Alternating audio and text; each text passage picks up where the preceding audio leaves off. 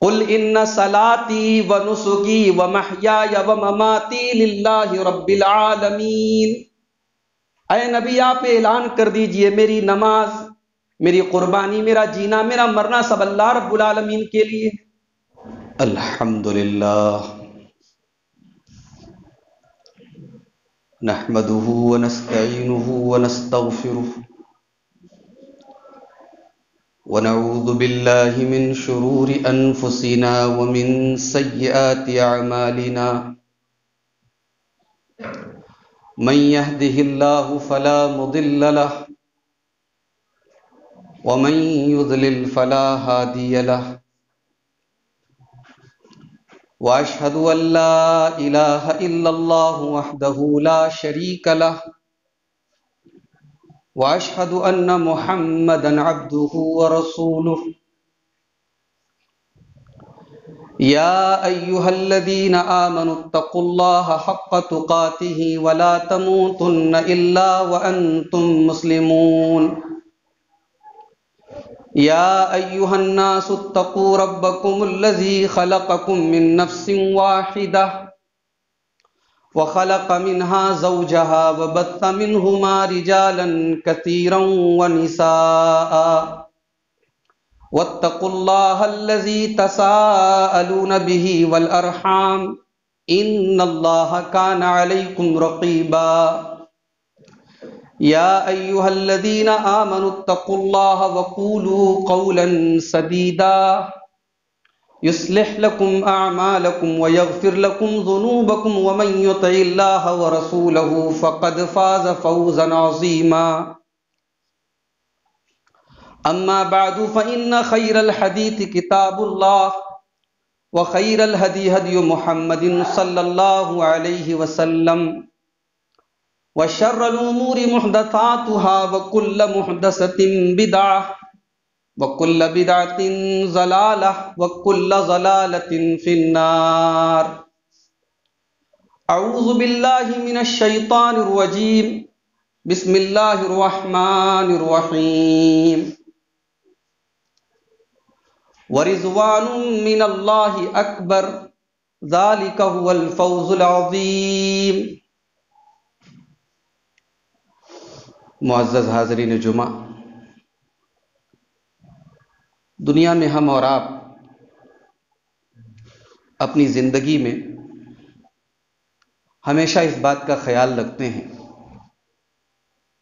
کہ لوگ ہم سے راضی رہیں، لوگ ہم سے ناراض نہ رہیں،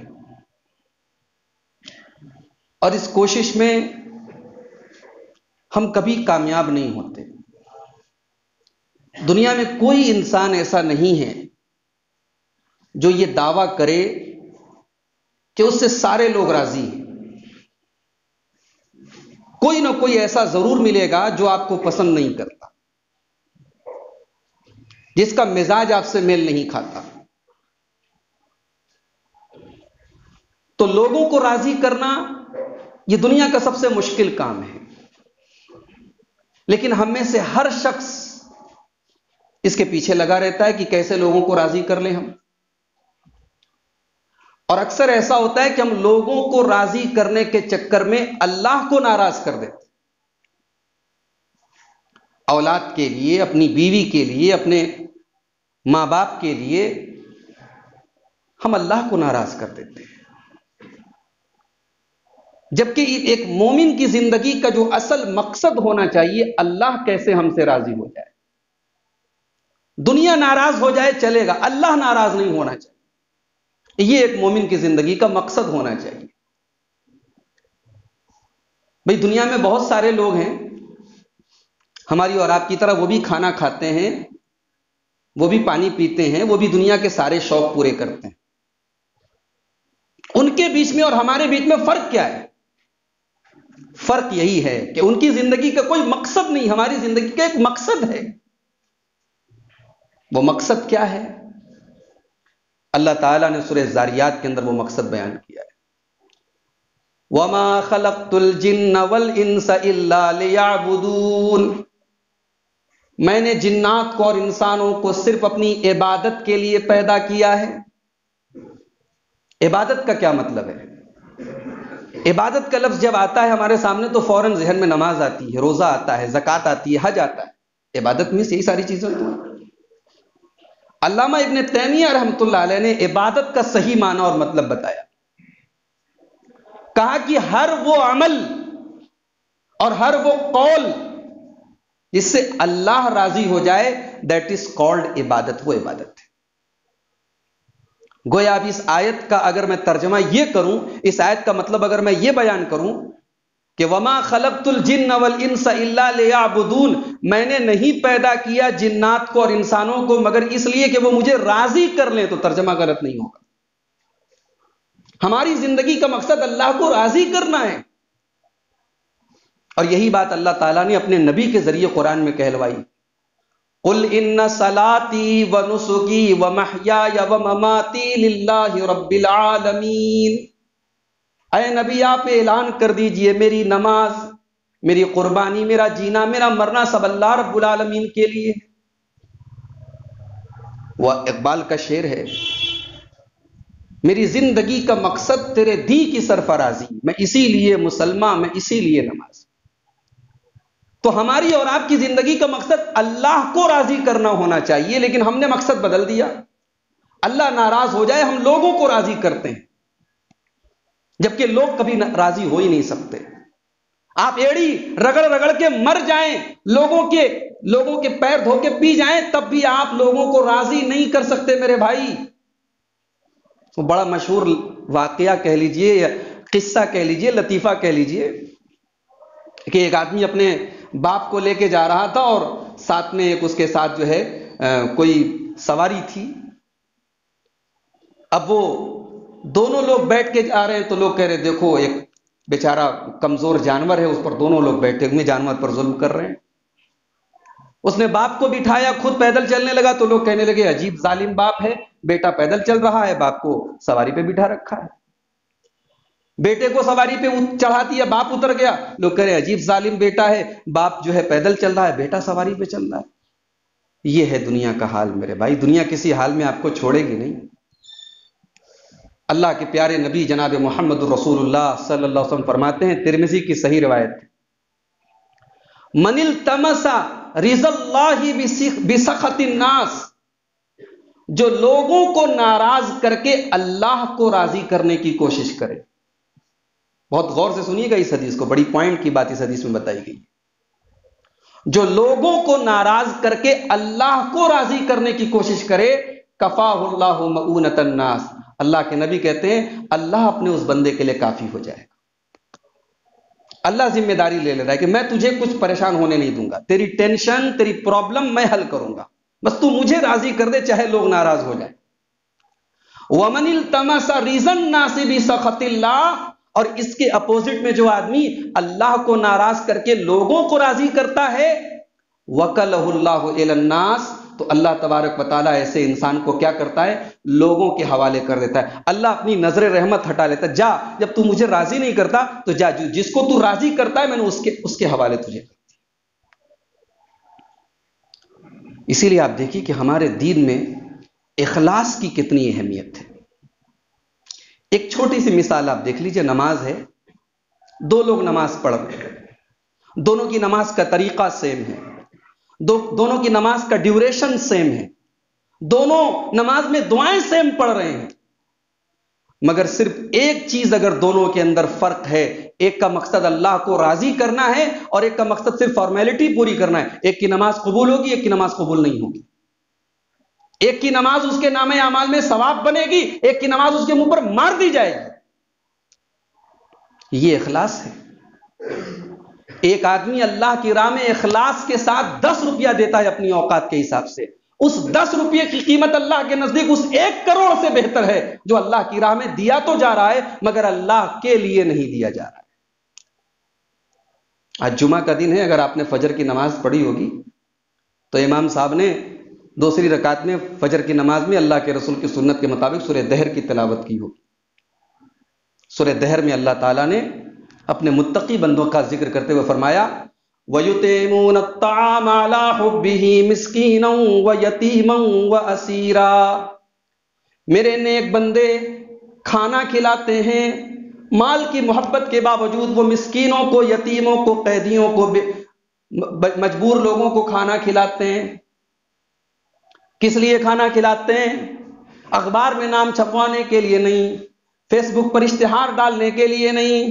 انما نطعمکم لوجہ اللہ لا نرید منکم جزاء ولا شکورا، ہم تمہیں اس لیے کھانا کھلا رہے ہیں تاکہ ہمارا رب ہم سے راضی ہو جائے، تاکہ ہمارا اللہ ہم سے راضی ہو جائے، ہمیں تم سے کوئی شکریہ نہیں چاہیے، کوئی بدلہ نہیں چاہیے۔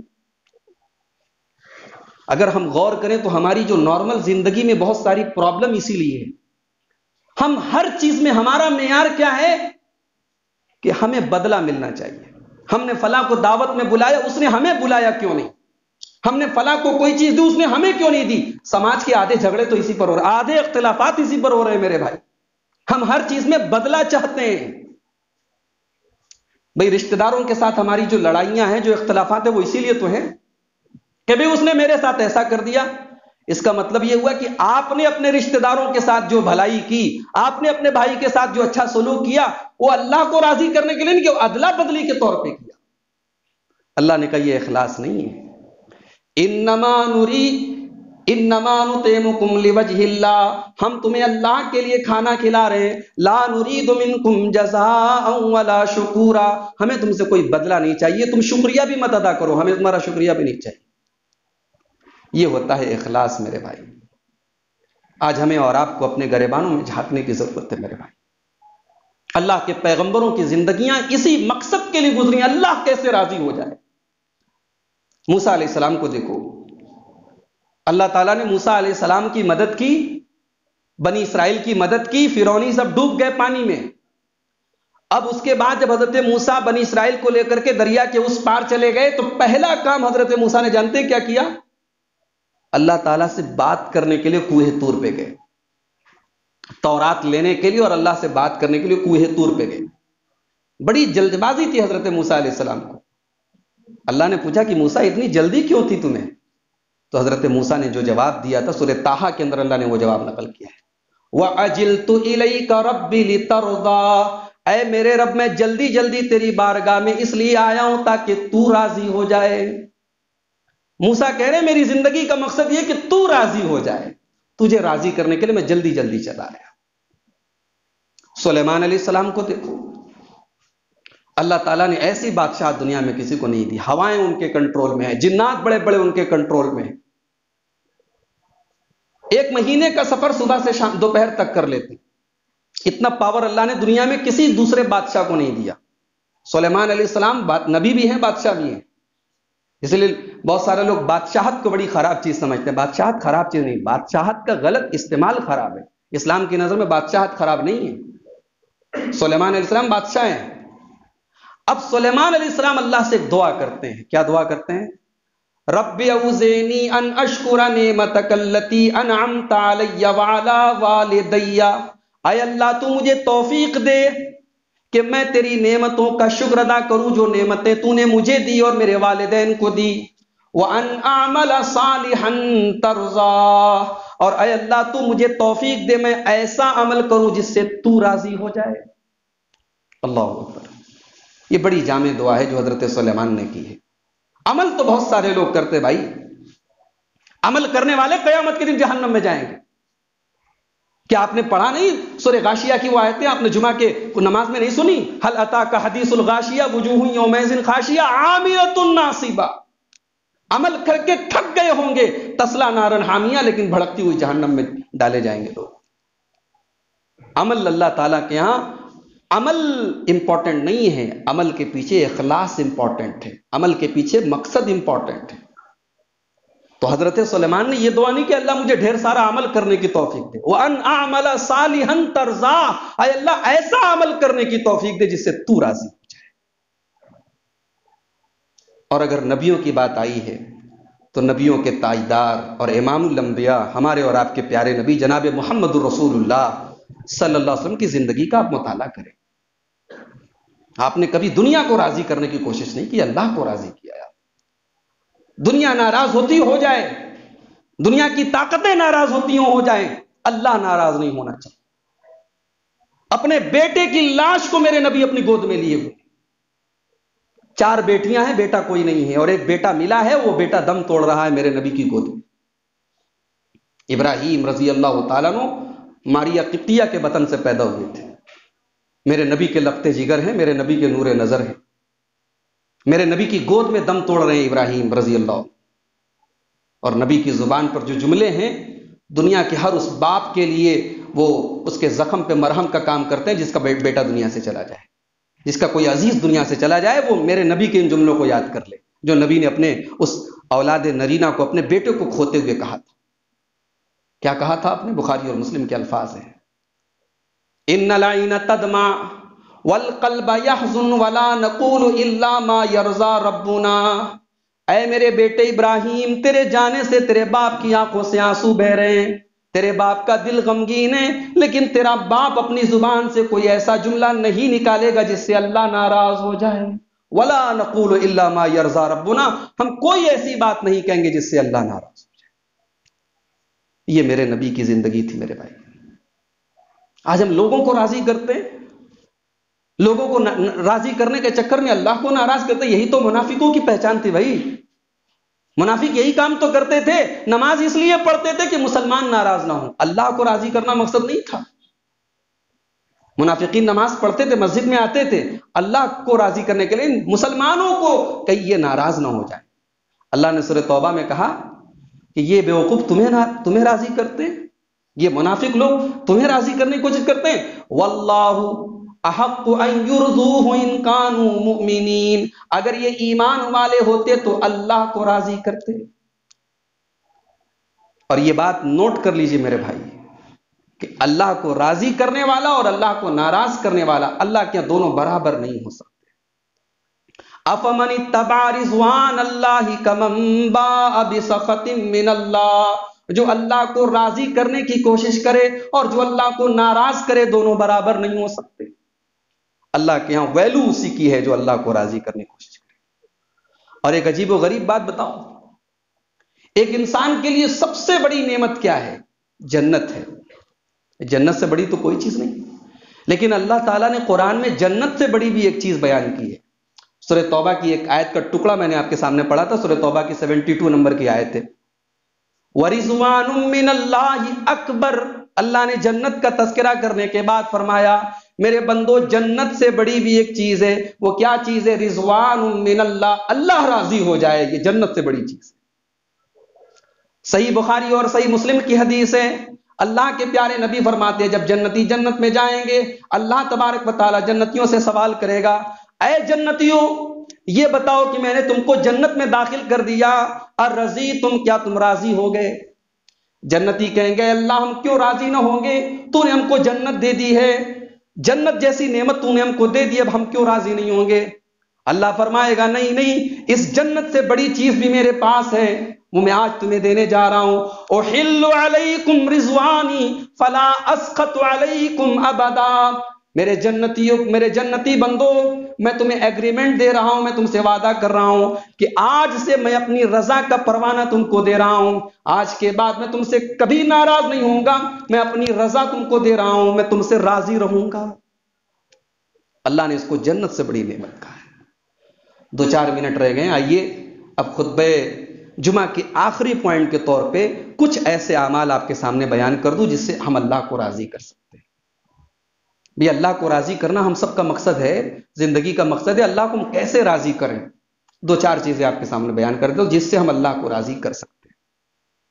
سب سے پہلی چیز، اللہ کو راضی کرنا چاہتے ہیں، اللہ کے لیے محبت کرو اور اللہ کے لیے بغض رکھو. الحب فی اللہ والبغض فی اللہ. کسی سے محبت ہے اللہ کے لیے اور کسی سے نفرت ہے اللہ کے لیے. بھئی ایک مومن کو توحید سے محبت ہے، موحد سے محبت ہے اللہ کے لیے، مشرک سے نفرت ہے اللہ کے لیے. ایک انسان کو ایک پاک باز سے محبت ہے اللہ کے لیے، ایک بدکار سے کراہیت ہے اللہ کے لیے. اور ایک مومن اللہ کو ماننے والا کبھی ایسے انسان کو دوست نہیں بنا سکتا، اس کی محبت اس کے دل میں نہیں آ سکتی جو اللہ اور اس کے رسول کا دشمن. قرآن مجید کا 28واں پارہ اٹھائیے، سورہ مجادلہ کی آخری آیت. اللہ ورسولہ ولو کانوا آباءہم او ابناءہم او اخوانہم او عشیرتہم. اے نبی آپ، اگر کوئی آدمی اللہ اور قیامت کے دن پر ایمان رکھتا ہے تو اے نبی آپ ایسا نہیں پا سکتے کہ وہ اس سے دوستی کرے، وہ اس سے محبت کرے جو اللہ اور اس کے رسول کا دشمن. وَلَوْ كَانُوا آبَاءَهُمْ، چاہے وہ اپنا اس کا سگا باپ کیوں نہ ہو. وَلَوْ كَانُوا آبَاءَهُمْ أَوْ أَبْنَاءَهُمْ، چاہے اس کا بیٹا کیوں نہ ہو، اس کا بھائی کیوں نہ ہو، اس کا رشتہ دار کیوں نہ ہو.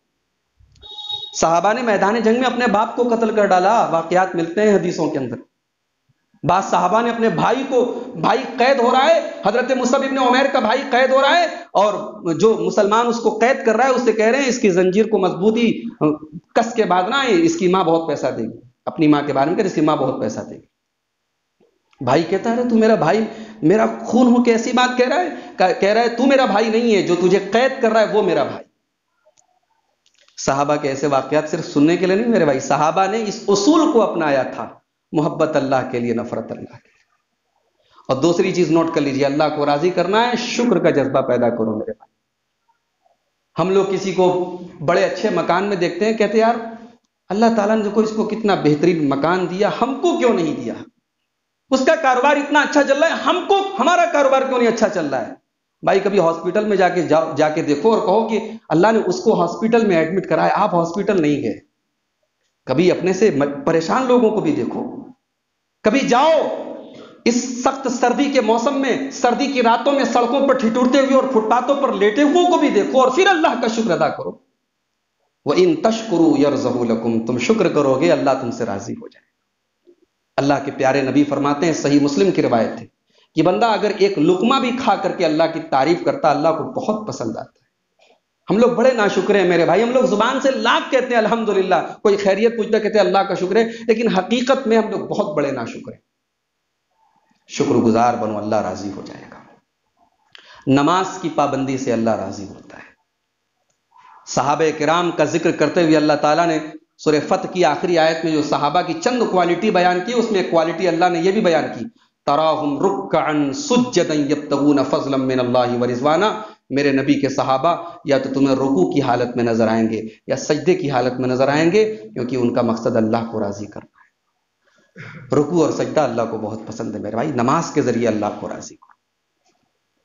اسی طریقے سے اپنی شہوت کو اللہ کے لیے قربان کر دینا.